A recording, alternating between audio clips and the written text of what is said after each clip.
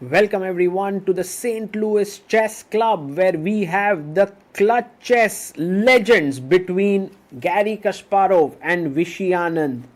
Well, it's a 12-game matchup where every day they play 2 rapid games and 2 blitz games. This is the third game of the day, the first blitz game that we have between Vishy and Garry. The time control is 5 minutes plus 3 seconds increment. It is chess 960. Let's have a look at the position that we have. The rook is here in the corner, just like a normal game, knight. But then there's a king, and we see the arbiter Chris Bird there. Then we have the queen, bishop, rook, as Garry sits in, knight and bishop. So this is the starting position.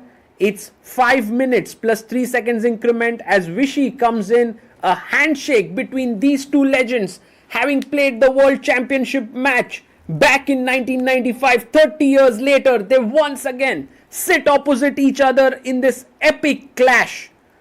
But not traditional chess, no opening theory, just pure brutal chess on the board. He goes e6 and now g3, activating the bishop here, Vishy. And Garry can strike in the center with d5. The pawn being supported by the queen. He does play d5. Vishy plays pawn to f4. The players have played 2 rapid games with this position, so they are aware of some nuances. They are aware of how this position would shape up. And it's all tied up right now at 1-1 as both the rapid games ended in draws. Garry taking his time in the opening, not rushing it. Vishy at 5 minutes and 5 seconds. And maybe Garry's thinking about whether he should take on e4, get his knight out to f6 perhaps. Maybe even go g6, activating the bishop. This bishop could come to c6, knight to c6. So many options. And you have no opening theory to help you.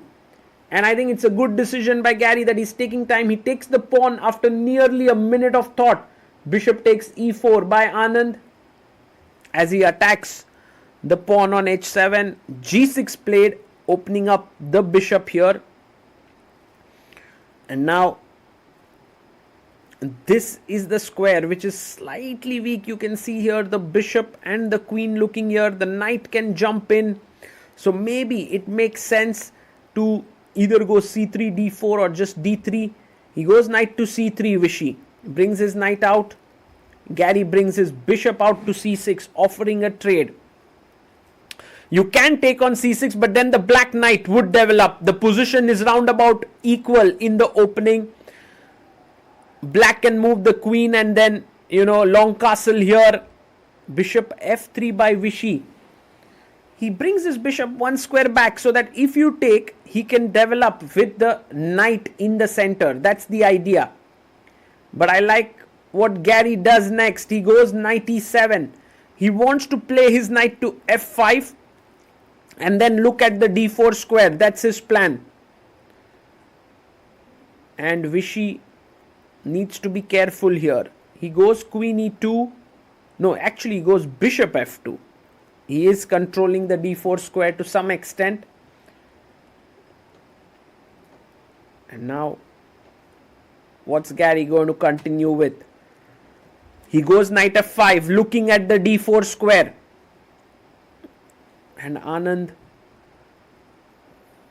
now can't push d4. The knight is coming in. If you take on c6, the other knight takes and comes to c6. So white's position looking a bit shaky here. I mean, d3 is maybe possible just to move 1 square ahead. And that's the reason why Vishy has now sunk into a thought, and I think rightly so. Maybe one of the ideas that he can do is to take on c6 and then get his knight out to f3. But he goes queen e2. And in a way, he does allow Garry to play knight to d4, attacking the bishop and the queen when he's ready to give up his bishop. So Garry Kasparov is assessing the dangers of this move, knight d4. It seems like a good move. because taking on f3 means that white simply develops the knight, and this is what Garry would not want to do. I think for him it's much better to just play knight d4. He does play it, knight to d4, bishop takes d4, and now if bishop takes d4, just take on c6 and get your knight out. So maybe taking with the queen makes a lot of sense. It also clears the path for the king to short castle.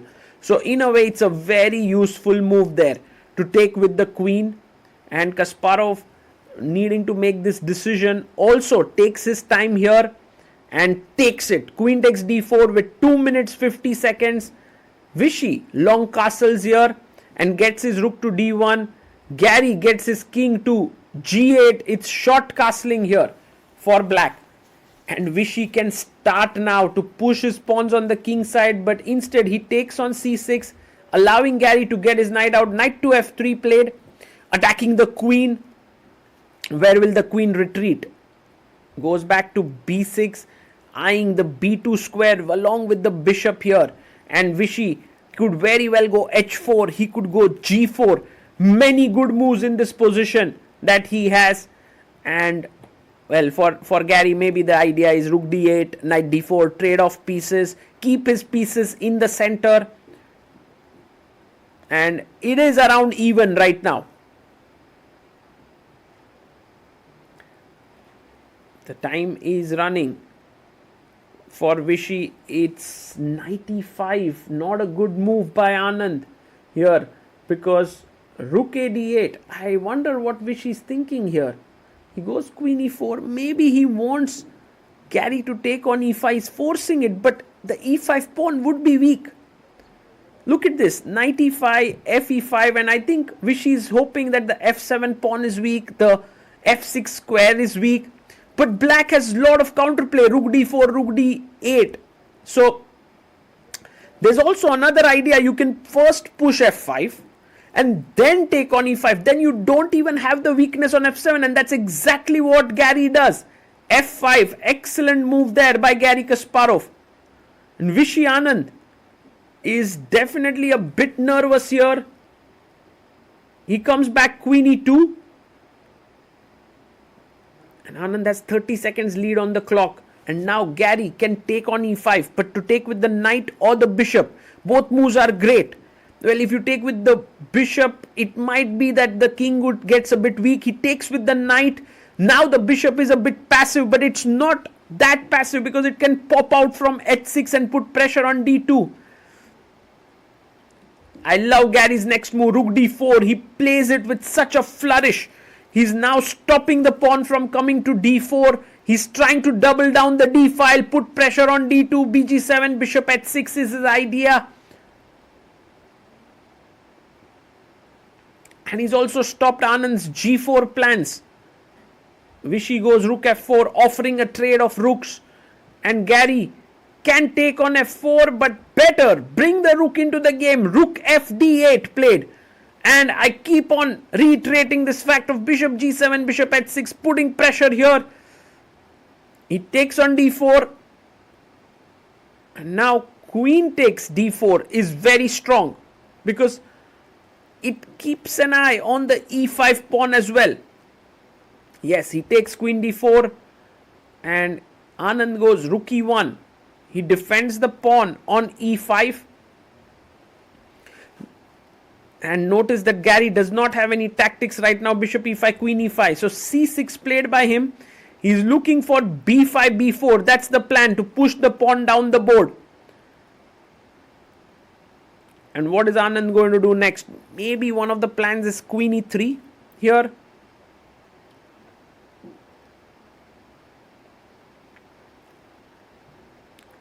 To trade the queens.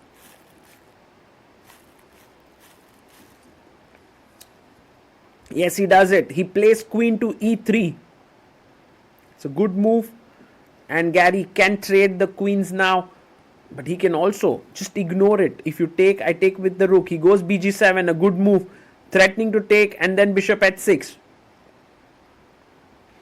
Anand at 1 minute 50 seconds. Garry at 1 minute 36 seconds.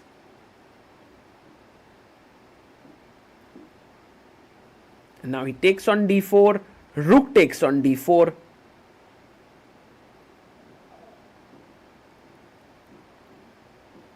And now if you play knight e2, the problem is you have rook e4 pinning here and you lose the e5 pawn.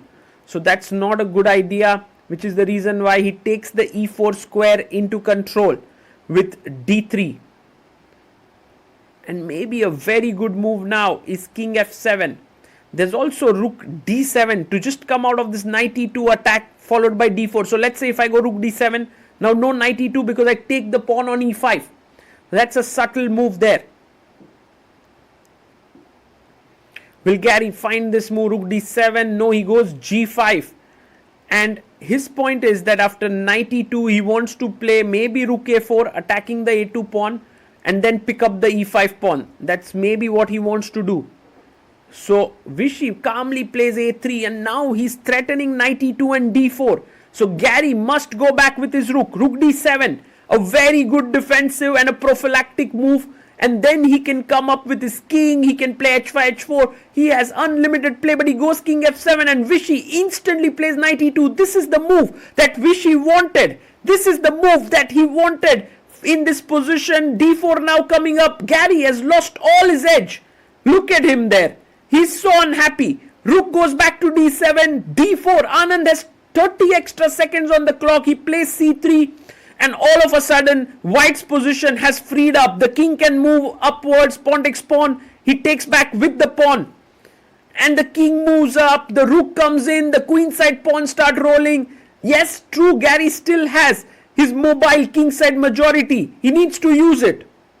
He needs to make use of it, but he's taking a lot of time. And he's not happy. h5 played with 36 seconds. King moves up to c2. And what next now? Do we go g4? He plays bishop h6.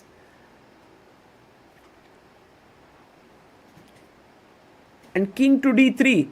Moving his king in. Pawn to g4 played. And white is doing quite well, but black has plans. f4, h4, all of these. Vishy starts pushing his queenside pawns. He has 40 extra seconds on the clock. I pretty much think Vishy is feeling that the flow is going his way. Bishop g5, a5, gaining even more space there on the queen side. And Garry must tread carefully. He goes h4. He gains more space. Now Anand, will he try to clarify the situation on the king side with a move like h3? Not really. He goes b4. a6 played here, rook to b1, threatening to play b5. But maybe Garry has a move like bishop d8 to stop that. Oh, he plays it to defend the attack the a5 pawn, so b5 is not possible. But look at this time. He's down to 13 seconds. Vishy has 1 minute 7 seconds. He goes knight to c3 and he's threatening maybe knight a4, knight c5. Garry goes king g6, knight goes to a4,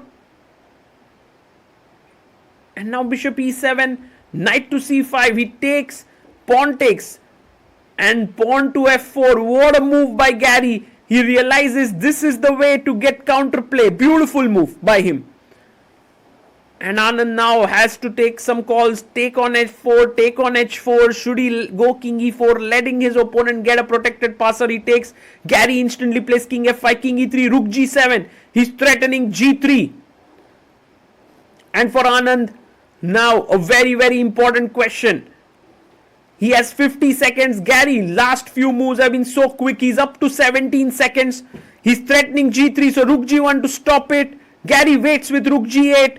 Vishy goes to b1, rook g7. Are they going to repeat? Rook g1, it's a draw here. And I think both the players could be okay with the draw. But Vishy has slightly extra time on the clock. Does he want to try?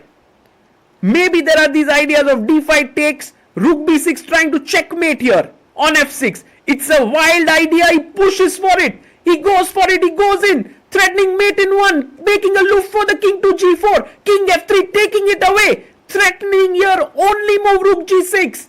Can Garry find it? He finds it. Rook g6, and for Vishy now, h g3, is the only move. He also has king g2 to stop this idea, but he mustn't take the rook. That's a losing endgame. He takes it. Oh my goodness.